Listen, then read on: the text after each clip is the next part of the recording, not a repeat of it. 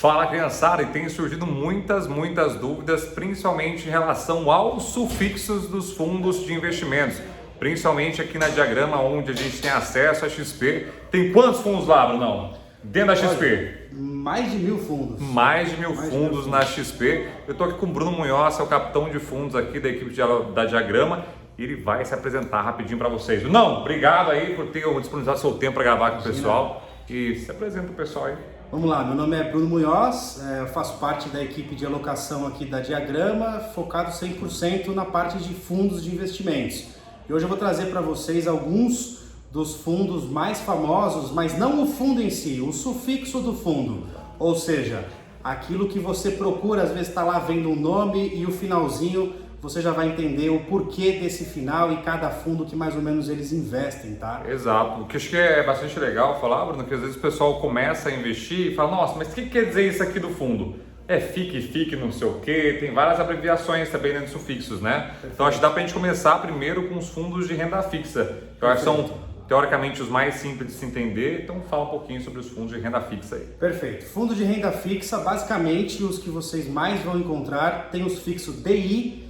Os que tiverem DI significa que eles estão 100%, praticamente, mais de 95% na mesma estratégia, que normalmente é Tesouro Direto, Tesouro Selic.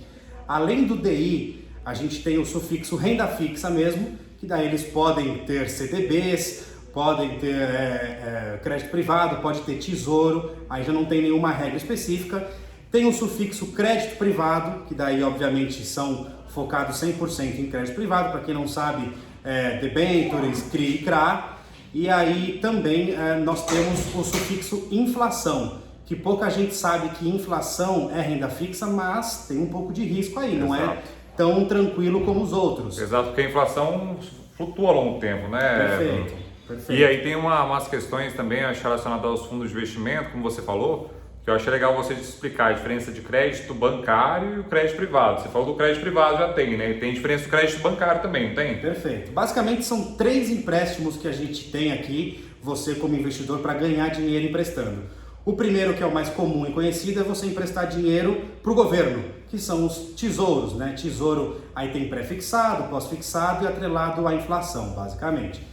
Tirando o tesouro, aí vem um outro tipo de crédito que, por ordem de risco, é um que tem um pouquinho mais de risco, mas nem tanto, que são as emissões bancárias, CDB, LCI e LCA, que basicamente é você emprestar dinheiro para um outro banco. Legal. Por que não tem tanto risco?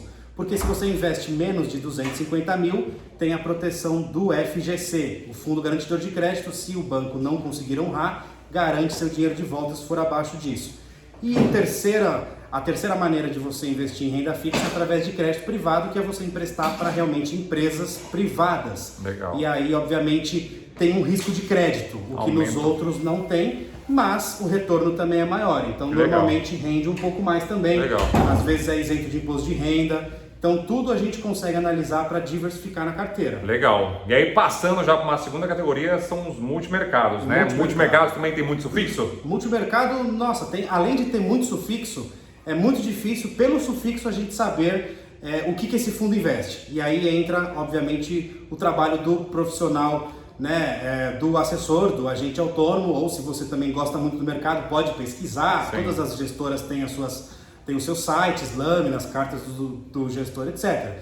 Mas, a grosso modo, tem fundos long and short, que você consegue ver lá long and short no nome, ou equity hedge, que basicamente eles estão metade comprado, metade vendido na bolsa.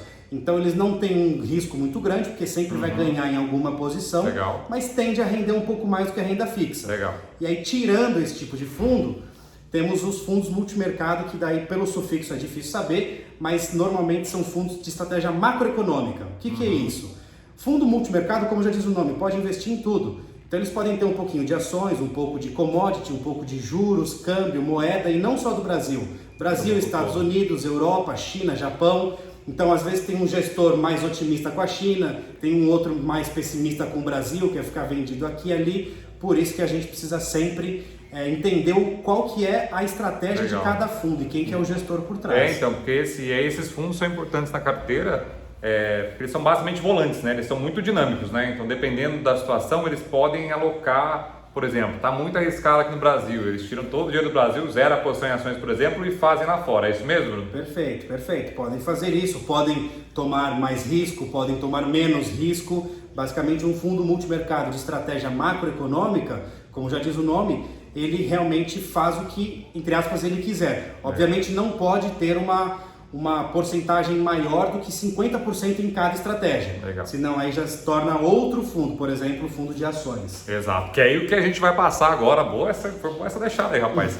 Mas agora a gente tem um fundo de ações, também tem alguns sufixos, eu acho que dá pra gente exemplificar alguns deles, Brunão. Legal, vamos lá. Começa com os FIAs, os puros FIAs. Basicamente, quando você sabe que é fundo de ações porque tem FIA no final, Fundo de Investimento em Ações. Mas alguns têm mais do que isso, alguns têm FIA BDR, significa que eles podem ter uma porcentagem comprada, obviamente, em BDRs, ou seja, ações americanas. É isso, eu ia falar, ações americanas negociadas aqui no Brasil, né? Negociadas aqui no Brasil, exatamente. E lembrando, não são todos os FIAs BDRs que estão 100% comprado em BDRs. Alguns podem ter 30%, 40%, alguns podem ter proteção cambial, outros não. Então tudo isso varia e você precisa conhecer o fundo que você está investindo.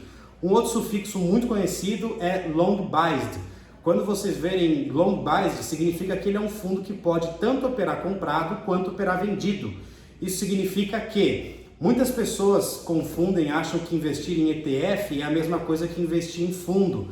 Na verdade não é, porque um ETF é como se fosse uma gestão passiva. Ele vai estar sempre, ETF do BOVA11, o BOVA11 vai estar sempre comprado nas 70 maiores empresas da Bolsa. Tá? O S&P 500 a mesma coisa, etc. Já um fundo não, tem um gestor por trás que provavelmente tem anos e anos de mercado e ele pode querer talvez operar vendido ou se proteger ou estar menos exposto, o que ele quiser. Então isso faz com que um fundo de ações, a grosso modo, tenha uma gestão ativa. E os long biased são os únicos fundos que podem operar vendidos. Tem por final os long only, para aquele pessoal que gosta de apenas comprado, como já diz o nome, long only é apenas comprado. São fundos que assim não vão se alavancar e ao mesmo tempo não vão, entre aspas, se proteger. O que eles podem fazer é ter mais caixa, isso eles podem. Então um fundo tem que estar comprado numa porcentagem de 70%, 75%, até 67% na verdade, mas sempre é um pouco mais. Então um long only, o que ele pode fazer no momento que ele acha que está de estresse, pode ter 20% de caixa, 15% de caixa. Legal, legal. Tem muito fundo, né? Não, bastante. Por isso que é importante ter um assessor de investimentos, porque aí ele vai olhar para a gestora qualquer, vai te apresentar os riscos, conhecer o gestor mais de perto. Bruno, quase todo dia tem calls com as gestoras, então ele está extremamente por dentro de todos os assuntos relacionados principalmente a fundos, e aí ele consegue bem no detalhezinho explicar para todo mundo aqui da Diagrama e instruir todo mundo para montar uma carteira, né? E aí, Bruno, só para finalizar hoje, qual é a importância primeiro de um cara mais ativo dentro da carteira e o que a gente tem que olhar também para escolher um bom fundo de investimento? Porque o pessoal, só para interromper, o pessoal fala muito de taxa de administração. Você vai entrar nesse ponto também, né? Que não tem muito a ver, né? Você só dá aquela, não sei o que, mas conta aí, Bruno, primeiro. Olha, eu acho que o principal, até um exemplo que eu sempre dou, é a gente analisar como um técnico de futebol. Então, por que a gente contrata um técnico para tal time ou para outro time? Mediante ao histórico. O cara ganhou o brasileiro, mundial, não sei o que, nos últimos 10 anos.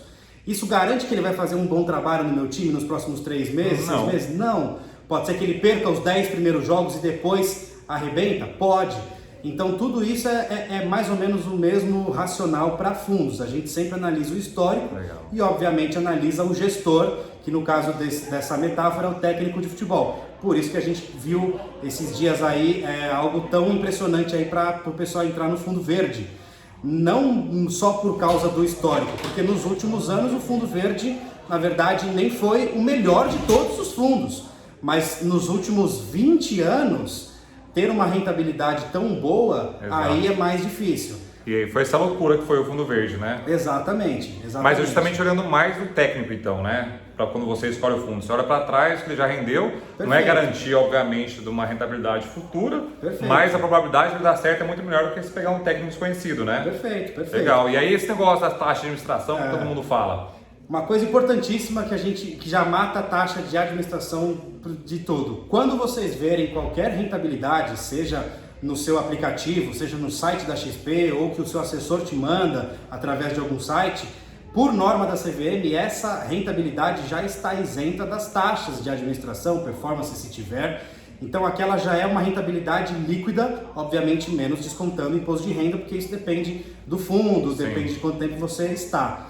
Então a gente sempre analisa através da rentabilidade do gestor.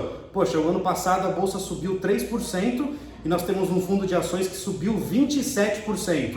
Significa que o gestor fez um bom trabalho. Exato. Se ele cobra 1%, 2%, 10%, a gente vai até, entre aspas, estar feliz de pagar porque é uma rentabilidade muito boa. Exato, eu acho que isso acontece muito em taxa de performance também, né? O pessoal às vezes fala, mas tem 20% de performance, só que se ele performou, quer dizer que ele ganhou. Todo mundo ganha, Exato. todo mundo ganhou, exatamente. Mas eu achei isso aí, né, Brunão? Só para... Quer dar as suas palavras finais aí pro pessoal? Olha, uma coisa importante que eu gosto de falar é que fundos de investimento cabem na carteira de todo mundo. Assim como qualquer outro produto, assim como uma carteira de ações, tem ações boas e ruins, outros produtos também tem produtos bons e ruins, fundos de investimentos têm os bons e os ruins.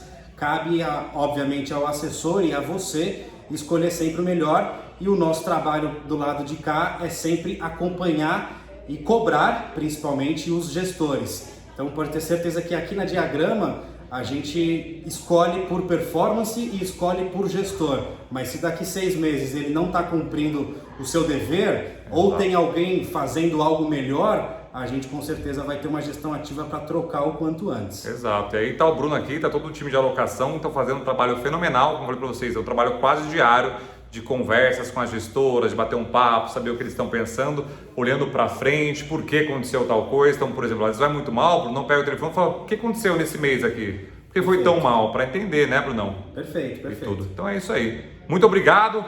Meu nome é Denis Miabara, esse aqui é o Bruno Munhoz. Obrigado, pessoal. É isso aí. Obrigado, gente. Beijo. Tchau, tchau. Tchau, tchau. Tchau, tchau.